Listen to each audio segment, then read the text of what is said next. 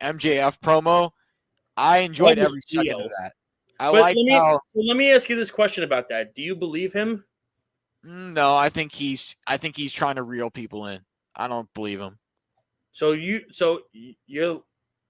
I think if he swerves. It's an MJF plot. It's an MJF plot to get people on his side. That's the crazy thing, right? It feels like a plot, doesn't it? Because if that's a plot of him trying to get people to feel bad for him, that is a terrible and genius way of doing it. Yeah. And it was like spot on, great promo too. I loved every second of it. And I thought it really drawed people in. You could tell the fans, like a lot of people in the crowd were not looking away or doing something else. Everyone was paying attention to what MJF had to say, and you really saw that during this promo. It felt real, and you saw the tears coming down his eyes, but then CM Punk came out and said, is it true? The right thing to do would be to have him beat Punk at Revolution, because if you're trying to build this mega heel, which is what MJF is trying to do, or what Tony Khan is trying to do, and so far, Tony Khan's done a great job of that, because in the PW Insider magazine, MJF was rated the most hated wrestler of the year. That makes sense. So you see right there, that right away, I don't know where he's going. So you see right away, that makes sense. When CM Punk came out and asked if it was true, that kind of like leads into what's going to happen at Revolution. So I'm very intrigued and interested to see who goes over in this match. And I think the right move would be to have MJF win the match, because it would not only take him further as a heel, but it would also add more heat to the storyline and to the feud with CM Punk.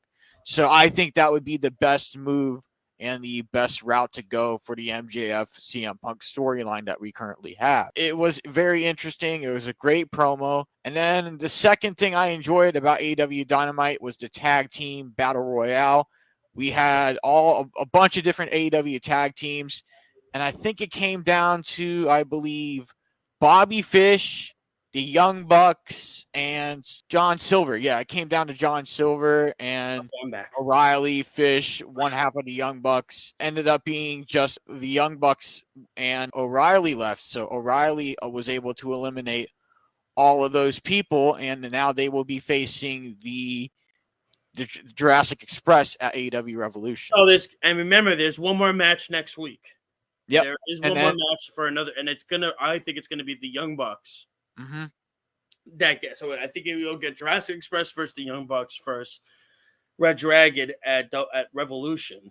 And to me, when you look at the way the match unfolded, I mean, Lyle's been saying this for a while, that I feel like when Kenny comes back, it's going to be Kenny and the Bucks, Cole and Red Dragon, and they don't call it War Games. What do they call it in AEW? I forget what they call it in AEW.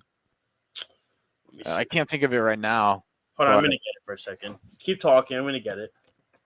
But yeah, I really enjoyed that battle royale, and right off the gate, I knew that Red Dragon was going to win. Blood and guts. I just had a gut feeling that Red Dragon was going to win that battle royale. So I think you're kind of planting the seeds with Blood and Guts, I feel like, because if you also look, when Adam Cole was getting beat up by Hangman, the Young Bucks did not come in to help. No, they did not. Which they let him they walked by and they said, cool, go have at it. And when I look at that situation, I say to myself, this is how you build something like this. AEW has a tendency to do this long, tenuous build. They don't just do something right when they go, okay, we're going to do it next week. They let it build. And to me, when I look at the situation at hand, when it comes to with Cole and Red Dragon, I feel like when it comes time for Cole versus Hangman and Red Dragon tries to interfere, I feel like the Bucks are going to interfere too.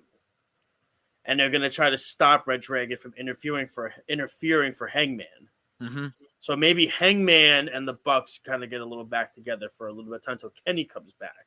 Yeah. That could be a real positive. That would make sense.